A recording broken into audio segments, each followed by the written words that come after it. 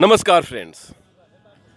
आज एक ऐसे ध्रुव तारे की मैं बात करूंगा कि जो ध्रुव तारा जब जमीन पे आया तो जमीन भी उसको सैल्यूट किया, सलाम किया और कहा कि आप आए तो हो एक गुदरी में, लेकिन जब आप की विदाई होगी तो पूरे दुनिया के लोग आपको अश्रुपूरित विदाई करते होंगे और आसमान से फूल बरसता होगा और माँ भारती कहती होगी कि मेरा लाल मेरे में विलीन हो रहा है।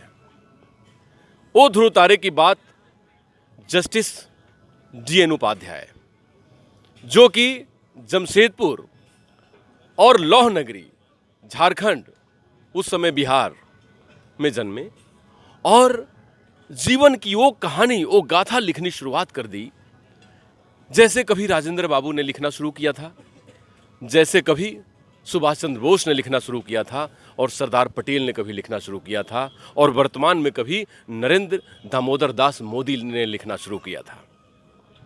तो आज मैं उनकी बात उनसे, मैडम उपाध्याय से करना चाहता हूं, क्योंकि ये स्वयं एक शिक्षिका रही हैं और इनसे बेहतर उनके बारे में इस धरती पर कोई नहीं कि जो बता सके उनके बारे में कुछ बेहतर और कुछ ऐसे पल कि जो वो फील करते थे।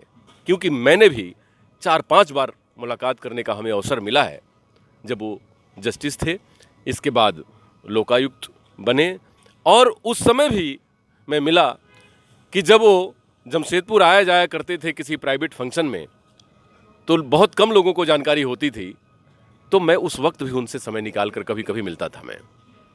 तो मैं सबसे पहले मैडम से जानना चाहता हूं कि हम लोगों के अंदर तो उनकी बड़ी स्मृतियां हैं, जितना व्याख्या करें कम है, लेकिन आप कुछ खास ऐसी चीज बताइए जिससे कि हमारे युवा और खासकर वैसे लोग जो जुडिशियरी सर्विस में हैं उनको एक सीख मिल सके और वो उनके रास्तों पे चल के माँ भारती की सेवा कर सकें। जहाँ तक माँ भारती की सेवा करने का प्रश्न उठता है तो वो सर्वगुण संपन्न व्यक्ति थे और जहाँ तक मैं जानती हूँ कि कभी भी जीवन में हार मानने वाले नहीं थे। वह बहुत ही नीचे से ऊपर की ओर उठे थे। जी। जैसा कि उनका नाम है ध्रुव तारा, तो जन्म तो जरूर धरती पर लिए, लेकिन कर्म किसी ध्रुव तारे से उनका कम नहीं था। और इन्हीं सब कारणों से वह आज इतने प्रसिद्ध हो गए, इतना उनको स्मरण किया जा रहा है, इतने लोग उनके चहेते बन गए। और आज भी जबकि उनका निधन, उनकी मृत्यु हुई आज 1 साल से ऊपर हो गया है, लोग उनको याद करके आंखें उनकी नम हो जाती हैं, अश्रुपूरित हो जाती हैं और अविरल धारा भी किसी किसी का प्रवाहित हो जाता है। तो इस तरह से मैं कहूँगी कि दिलों पर राज करने के सारे गुण उनमें विद्यमान था।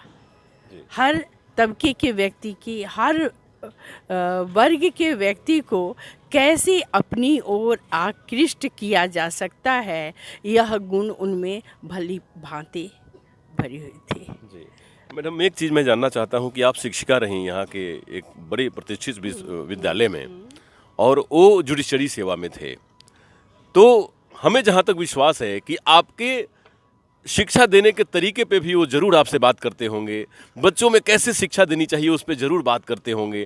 क्योंकि हम लोग जब मीडिया कर्मी उनसे मिलते थे तो लोकायुक्त होने के बाद वो हम लोगों से पूछते थे कि बताओ इसमें क्या क्या नया नया करना चाहिए इसमें, जबकि वो उस सब में विद्वान और पारंगत थे।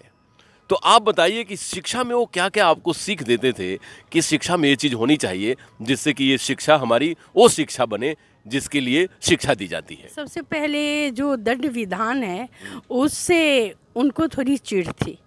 उनका कथन था कि बच्चों को अब वो समय नहीं रह गया है कि गुरुजी की छड़ी से बच्चे डर जाएं और डर कर तुम्हारी बात मानने लगे और एक शिष्ट छात्र बन जाए।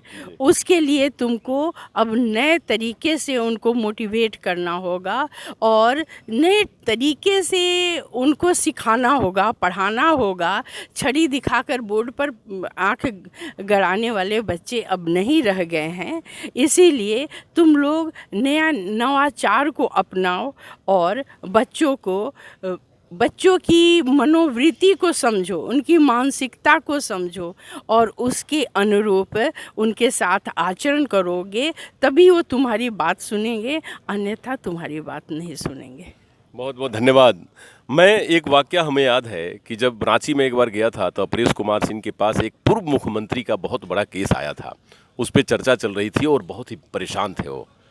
तो हम जैसे बैठे, उन्होंने एक चाय का कप मंगवाया अपने लॉन में, तब तक देखे कि भैया का उसमें आगमन हुआ, इनकी गाड़ी आई। तो मैं पैर छू के नमस्कार किया। तो जब वो बैठे तब तक वो अपरेश सर चले गए अंदर कुछ पेपर लाने के लिए। तो मैं पूछा कि भैया क्या बात है, आपके आते ही सर चले गए कुछ कागजात लाने? तो उन्होंने मेरे को इशारा किया कि बैठ के देखो क्या होता है। इसके बाद वो पेपर लाए और उस केस के बारे में डिस्कस करने लगे। तो उन्होंने 4-5 बिंदु बताई, उनको 4-5 पॉइंट उन्होंने बताया और मैंने देखा कि जो व्यक्ति अभी थोड़े देर पहले इतना नर्वस था, वो व्यक्ति एकदम कूल और कंफर्टेबल हो गया कि आगे हमें अगला डेट पे क्या बोलना है। तो हमने ये फील किया कि वो कितने शिद्दत से किसी चीज को समझते थे और एक एक पॉइंट उनके तो ऐसे लगता था कि जैसे वो इंसाइक्लोपीडिया है। तो इसमें तो कुछ कहनी ही नहीं है। अब मेरे को ऐसा लगता है कि हमको उस डॉटर से बात करनी चाहिए कि जो उतनी बड़ी शख्सियत के गोद में आपको खेलने का मौका मिला है, कि आपको उन्होंने अपनी ज़िंदगी का वो बहुमूल्य पल दिया है कि जो हर फादर का गौरव होता है कि उसकी बिटिया उसके गोद में खेले और इसके बाद वो अपने सपनों के साथ उनके घर से विदा हो। तो आज आप बड़ी सेंटिमेंटल हो रही थी, लेकिन अभी आप वो पल बताइए कि आपने अपने पापा के साथ वो पल जिया और उनके वो बताए रास्तों पे चल के आप उनकी ये गौरव बनी है, उनकी ये प्राइड डॉटर हैं आप। प्लीज़। जी हाँ, जब तक मतलब हर हर बेटी के लिए पापा का एक अलग दर्जा ही होता है और मैं बहुत गौरवमय फ़ील करती हूँ कि पापा हमेशा ही मुझे अपनी एक लकी चार्म मानते थे। शुरू से ही उन्होंने हर जगह मुझे एक लक्ष्मी की तरह दर्जा दिया, हर जगह एक देवी की तरह पूजा और हर जगह एक एक राजकुमारी की तरह अपनी हथेली पे रखा कि मेरे किसी भी कष्ट को ऐसे हर लेते थे कि जैसे मुझे भगवान के आगे तो हाथ जोड़ने की ज़रूरत ही नहीं पड़ती थी कि बस। और हर किसी काफ़ी घर से जुड़े हुए थे, जैसे मम्मी ने भी बोला, आपने भी कहा कि वो एक अलग तरह की ऊर्जा मिलती थी उनसे, वो अलग तरह की शक्ति मिलती थी उनसे उनके संपर्क में ही रह के हम छोटी छोटी चीज़ों में भी खुद को इतना कॉन्फिडेंट महसूस करते थे। तो शायद वो सारी चीज़ें हैं जो कि हमें काफ़ी मार्गदर्शन करती है। और ऐसा आपने शुरू में बोला कि वो ध्रुव तारा, तो अब भी हमारे लिए वो ध्रुव तारा अभी भी आसमान में है जो हमारा वहाँ से मार्गदर्शन करता है रहता है। तो कभी अभी भी कभी लगता है कुछ तो बस एक नज़र उनकी तरफ देख लेते हैं और अपने और एक अंदर से आवाज़ आती है और अंतरात्मा से आती है कि इस समस्या को कैसे हल करना है। तो शायद ये सारा उनका ये बिना कहे या बिना बिना किसी तरह से पास किए वो जो उन्होंने शक्ति हम सबको दी है, यही हमें आगे भी लेते जा रही है और इसी तरह हम उनकी ख्याति बढ़ाना चाहते हैं इस किताब के माध्यम से। और जो इसमें लोगों ने अपनी एक्सपीरियंस शेयर किया, जैसे आपने अपना शेयर किया, तो बस इसी तरह से उनको याद रखना चाहते हैं। बहुत बहुत धन्यवाद। ज़रूर ध्रुव तारे की तरह हम लोगों के बीच में है, महसूस करता हूँ। सर आप बताएं कि कोई बात नहीं, आप बताएं कि आपकी जो उनके साथ एक कोई ऐसी स्मृति छोटी सी कि जो आपको लगे कि वो आज भी लगता है कि वो कुछ बोल रहे हों, क्योंकि हमें तो महसूस हो रहा था, आज सब लोगों को मैं देख रहा था तो हमें ऐसा लग रहा था कि वो कहीं से निकल के चले आएंगे, क्योंकि उन सब लोगों के बीच बैठे हुए बहुत मैंने उनको देखा है। प्लीज़ बताएं आप। जी यूँ तो मेरे बहनोई थे जी लेकिन उन्हें मैंने हर एक रूप में पाया, एक अभिभावक के रूप में, एक बड़े भाई के रूप में, एक संगी के रूप में, एक सहचर के रूप में। और जब कभी भी कोई मौका आया उन्होंने मेरा हाथ थामा। सच कहूँ तो हमारे लिए वो संकट मोचन थे। 2020 के कोरोना लहर में मैं, मेरे 90 वर्षीय पिता और मेरी पत्नी कोरोना पॉजिटिव हो गए। यह सूचना जैसे ही उन्हें मिली, उनकी बेचैनी मैंने दूरभाष पे महसूस की। हर 10 मिनट के बाद उनका फ़ोन कि सुनो यह करना है, घबराना मत। मैंने वहाँ के सिविल सर्जन से बात करवा दी है शशि जी की, वो लोग जाएंगे, टीम जाएगी, पहले तीनों जांच करवाओ। और वस्तुतः शाम होते न होते टीम पहुँची, जांच हुआ और हम तीनों कोरोना पॉजिटिव पाए गए। फिर तुरंत उनका फ़ोन आया, कदाचित उनको रिपोर्ट मिल गया कि घबराना मत, कल तुम लोग वहाँ से जमशेदपुर के लिए चल दो। फ़ौरन सारी व्यवस्था कर दी उन्होंने और हम सब टीएमएच में आके भर्ती हो गए। और उस क्षण भी उनका फ़ोन आता रहा, मैं हॉस्पिटल में था और वो खबर लेते रहे, हम लोग चंगा हो गए। एक बार का वाक़या है, आज उतने चहेते क्यों बने? जब इस विषय में मैं सोचता हूँ तो यही पाता हूँ कि उन्होंने कभी ज़मीन को छोड़ी नहीं। इतनी ऊंचाई पर पहुँचने के बाद लोगों में जो एक अहंग बोध होता है वो उनमें किंचित नहीं था। उनका एक बहुत प्रिय अवसर होता था विजयादशमी में यहाँ आना और मेरे साथ मोटरसाइकिल पर पीछे बैठकर बाज़ार जाना, वो भी अष्टमी की रात में, क्योंकि नवमी का पूजन होता था, कुंवारी कन्या को खिलाना होता था। वो खुद से वो आए थे, उस समय वो जस्टिस नहीं थे, जिलाधीश थे, कमिश्नर रांची थे। आए, शाम में उन्होंने मुझे आवाज़ दी कि सुनो बाज़ार चलना है। हम क्या बात है, चलो ना बाज़ार चलेंगे, आ जाओ तैयार होके। मैं ऊपर रहता था दीदी के साथ ही, वो नीचे में आए हो। मैं तुरंत तैयार होके आया, बोले कि गाड़ी निकालो। हम ये बोल देता हूँ कौन सी गाड़ी जाएगी, और कि कौन सी गाड़ी नहीं जाएगी अष्टमी में, आप अपनी बाइक की चाबी लाइए।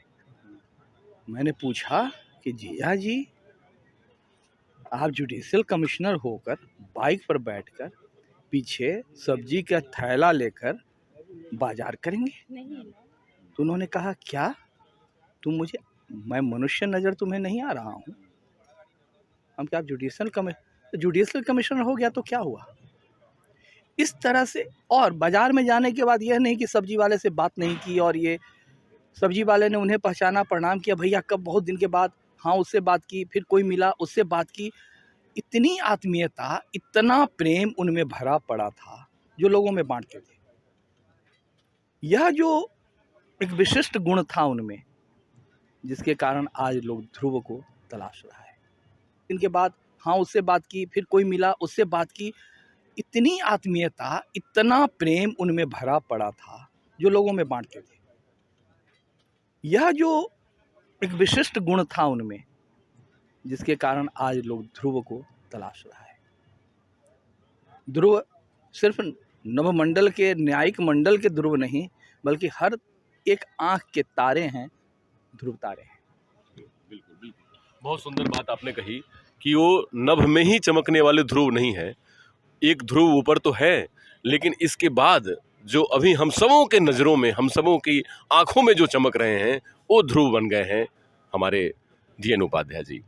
अब मैं उन शख्सियत से बात करना चाहता हूँ जिन्होंने एक जो आज किताब का विमोचन हुआ है, उस किताब में बड़ी भूमिका इनकी रही है, और वो किताब अपने आप में परिपूर्ण भाव है जिसको लेकर वो जीवित रहे, और वो भाव हजारों हजार साल तक मानवता की सेवा करती रहेगी, जैसे कोई बाइबल, गीता और कुरान है। तो मैं उस किताब के बारे में कुछ आपसे जानना चाहता हूँ कि आपने क्या महसूस किया, क्योंकि आपने 2-3 लाइनें पढ़ी आज, उस लाइन से ही हमें पता चला, स्टेंजा से ही, कि वो किताब बहुत ही महत्वपूर्ण और मानवता के लिए एक प्रेरणा का स्रोत है। जी बेशक वह किताब मानवता के लिए प्रेरणा का स्रोत बनेगी। लेकिन उसमें किताब में लिखने वाले या किताब का निर्माण करने वाले या किताब का संपादन करने वाले का कुछ भी रोल नहीं है। वह व्यक्तित्व ही ऐसा है जो मानवता के लिए हमेशा हमेशा देदीप्यमान चिराग बन जाएगा, बनता रहेगा, जलता रहेगा, रोशनी देता रहेगा। किताब मेरे अकेले का प्रयत्न नहीं है। उस किताब की परिकल्पना में मेरे पिता, मेरी बहन एंजल उपाध्याय शामिल हैं। बहुत सारे अन्य लोग भी शामिल हैं जो उपाध्याय जी से सिर्फ एक बार भी मिलकर हमेशा के लिए उन्हें अपना रोल मॉडल मान बैठे। ऐसे ढेर सारे आलेख आते गए। जैसे कि आज के मैं अपने वक्तव्य में मैंने कहा था, लोग साथ आते गए और कारवां बनता गया। उसी तरह एक से एक आलेख आते गए, पुस्तक आकार होता गया। यह ज़रूर है कि यह पुस्तक पहले जून महीने में निकलने की थी, लेकिन आलेखों की समस्या, अनेक प्राकृतिक शारीरिक समस्या, पुस्तक टलती गई और मैं विकल्प। उसी तरह एक से एक आलेख आते गए, पुस्तक आकार होता गया। यह ज़रूर है कि यह पुस्तक पहले जून महीने में निकलने की थी, लेकिन आलेखों की समस्या, अनेक प्राकृतिक शारीरिक समस्या, पुस्तक टलती गई और मैं विकल होता रहा, लेकिन जिद रही। हार नहीं मानूंगा, रार नहीं ठानूंगा, वक्त के कपाल पर लिखता चला जाऊंगा। अटल बिहारी जी की यह बात प्रेरणा देती रही और अंततः यह पुस्तक आज 15 दिसंबर को लोकार्पित है। उम्मीद है यह आने वाली अनेक पीढ़ियों को दिशा देगी, आलोक देगी और इस आलोक आच्छादन में उनके व्यक्तित्व के औरा का प्रकाश दूर दूर तक फैलकर दिगंत को प्रकाशित करता रहे। बहुत बहुत धन्यवाद। बिल्कुल आपने ठीक कहा कि एक वैसी पुस्तक, एक वैसी किताब जो किताब ही नहीं, वो पूरा जीवन गाथा है मनुष्य का, और मनुष्य अपने उस जीवन गाथा को लेकर अगर चले तो कामयाबी तो निश्चित है ही है। मानव को मानव बनने की सीख है उसमें। एक भाव है प्रकृति से प्रेम का, एक भाव है अपने आप से प्रेम का, जीवन के जीने की कला का, और वही पुस्तक का आज विमोचन हुआ है। DN उपाध्याय जी ने जो इतिहास लिखी, जो उन्होंने अपने जीवन में वो एक एक घटनाओं को जो उन्होंने जिया, वो सारे अपने आप में अतुलनीय हैं, अद्भुत हैं, क्योंकि उन्होंने अपनी ज़िंदगी को पूरी तरह जी कर गए। क्योंकि हर पल में जीने वाले वो इंसान थे, एक एक पल को एंजॉय करते थे और अगला पल कैसा होगा उसके विषय में बिल्कुल चिंता नहीं करते थे। वो बिल्कुल एक बिंदास मस्त मौला हाथी की तरह जीने वाले व्यक्ति, भगवान विष्णु की तरह एक वो भाव रखने वाले व्यक्ति जो सब में मैं और मेरे में सब, उस भाव को लेकर चलने वाले व्यक्ति की आज स्मृति में पुस्तक लिखी गई है। आने वाले दिनों में कई एक ऐसी पुस्तकें लिखी जाएंगी। शायद आने वाले दिनों में मैं अपनी याद की भी वो कुछ ऐसी चीज़ों को लिख पाऊँ कि जो मैंने उनके साथ महसूस किया, और मेरे जैसे अनेक हजारों लोग जिनके साथ उन्होंने जीवन जिया है। तो आप सब लोग ये ज़रूर पुस्तक देखिए, पढ़िए, और अपने जीवन में अगर एक स्टेंजा भी, एक भाव भी उनका आप समझ पाए तो गीता की तरह ही कि हर भाव में, हर स्टेंजा में गीता परिपूर्ण है, उसी तरह हर भाव में हमारे DN उपाध्याय जी परिपूर्ण है। नमस्कार, डॉक्टर अनुज शर्मा की तरफ से।